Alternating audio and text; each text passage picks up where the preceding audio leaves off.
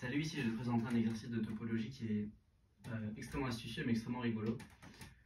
C'est l'idée que l'ensemble des polynômes premiers entre eux est un ouvert dense de l'ensemble des polynômes unitaires de degré P et Q respectifs. Voilà. Donc ça c'est un espace de dimension finie, donc je ne précise pas la norme pour laquelle on fait ça. Mais la preuve est extrêmement rigolote. Je t'encourage à essayer de la chercher. Tout part du fait que si j'ai M une matrice, on a un critère très simple pour savoir si P de M est inversible ou non.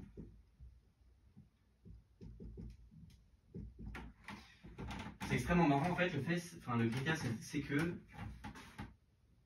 ça équivaut à PGCD de P avec PM égale 1. Ok. Les deux sens sont faciles. Enfin, en fait, on écrit juste une relation de Bézout pour ce sens-là qui montre que P de M est inversible. Et réciproquement si si le PGCD est non trivial, alors ça veut dire qu'il y a des éléments. On est sur C d'ailleurs depuis le début. Donc si le PGCD est non trivial, ça veut dire qu'il a une racine. Donc on a P de lambda égale 0 pour lambda dans le spectre. Et donc on a P de M de X égale 0 si X vecteur propre associé à lambda.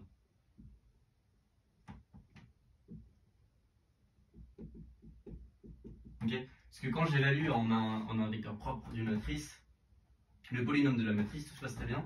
Ça c'est égal à P de lambda fois X. Et donc c'est 0. Okay. Donc le polynôme de la matrice, il admet un vecteur dans son noyau qui est non nul. Et donc P de M est non inversible. Voilà. Et la deuxième chose qu'on va utiliser, c'est que dès que tu veux un polynôme qui est non nul, c'est que, qui part de R puissance K dans n'importe quoi, c'est que le complémentaire de son noyau, enfin le complémentaire des endroits où il est nul, c'est un ouvert dense. Ça vient simplement du fait que un polynôme qui s'annule sur une boule ouverte, il est nul, parce que c'est un produit d'ensemble infini. Ok. Et donc on va essayer de refaire, là c'est cool parce qu'on a une condition sur le déterminant, et le déterminant c'est un polynôme qui est non nul, donc on peut appliquer ce critère au déterminant. Mais en général, quand tu fais des topologies de matrices, le truc le plus important à garder en tête, c'est que, c'est ce que j'ai dit, c'est que le noyau d'un polynôme, c'est le complémentaire de quelque chose qui est ouvert et dense. On appelle ça un ensemble maigre, je crois. Ok. Donc en fait, ce qu'on va regarder, c'est que si on va regarder la matrice compagnon, à P et à Q, je vais associer à P et Q dans cet ensemble-là que je vais appeler epsilon P fois epsilon Q. À P et à Q, j'associe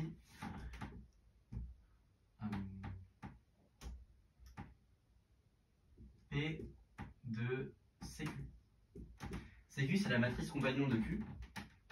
Donc c'est-à-dire que si Q c'est somme jusqu'à Q des AI, XI, CQ ça va être... C'est une matrice qui est extrêmement importante, surtout en topologie de matrices comme ça, mais c'est plus ultra important. Dès que tu as un lien à faire entre polynôme et matrice, il faut y penser. Moins A0, moins AQ moins 1. Bon, c'est très classique de calculer le polynôme minimal de ce polynôme-là. Et en fait, tu trouves que que le polynôme minimal de cette matrice-là, c'est Q. Voilà. Donc, à P et Q, j'ai envie d'utiliser le critère qui est là, qui est pratique. Donc à P et Q, j'associe le det de ça. Ok, qui est égal à 0. Enfin, je vais appeler cette fonction phi. Phi de PQ égale 0 équivaut à P pi CQ différent de 1, ce qui équivaut à PGCD PQ différent de 1. Ok. Avec ce que j'ai dit, le polynôme minimal de la matrice compagnon, c'est Q. Voilà. Donc, maintenant on peut tout mettre ensemble. On a une fonction dont le complémentaire du noyau c'est ce qu'on veut, sauf que la fonction elle est polynomiale. Ça c'est, le déterminant de CQ, c'est une matrice dont les coefficients sont polynomiaux en les coefficients de Q. P de CQ, c'est encore polynomial en les coefficients de P et de Q. Et donc la moralité, c'est que c'est une fonction qui est polynomiale en ses entrées.